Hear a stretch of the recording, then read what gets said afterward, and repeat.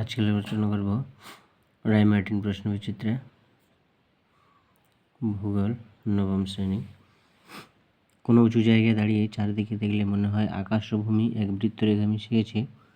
এই বৃত্তরেখাটি হলো Horizon. GPS সর্বদা সচল রাখতে কৃত্রিম উপগ্রহ প্রয়োজন 24টি।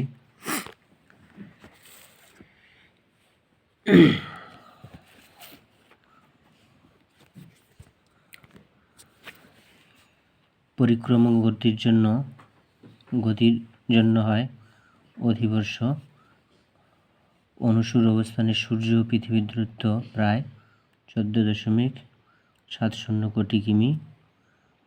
আকরিক লৌহ উৎপাদনে ভারতের উড়িষ্যা রাজ্যটি প্রথম। ভারতে উৎপাদিত বিদ্যুতের প্রায় 75% তাপবিদ্যুৎ। দামোদর উপত্যকায় ঝরিয়া কয়লা ক্ষেত্রটি অবস্থিত ঝাড়খণ্ডে। বিভাগ খ, জিপিএস গ্রাহক যন্ত্রে পাওয়া 4 ধরনের তথ্যের মধ্যে 3টি হলো অক্ষাংশ, দ্রাঘিমা, উচ্চতা। চতুর্থটি হচ্ছে সময়।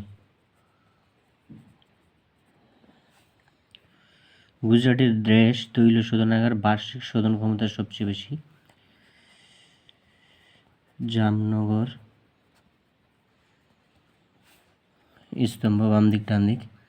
ঋতুচক্র রবিমার্ক। সূর্য সৌর পরিবার, সৌরশক্তি, সৌরবিদ্যুৎ। পৃথিবীর আবর্তনের বেগ শূন্য হয় কোথায়? মেরু অঞ্চলে। নিরক্ষীয় অঞ্চলে সব থেকে বেশি হয়, মেরু অঞ্চলে দিকে গিয়ে শূন্য হয়।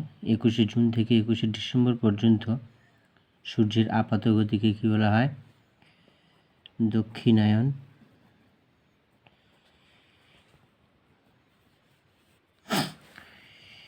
21শে জুন থেকে 21শে ডিসেম্বর দক্ষিণায়ন বা মকর ক্রান্তি।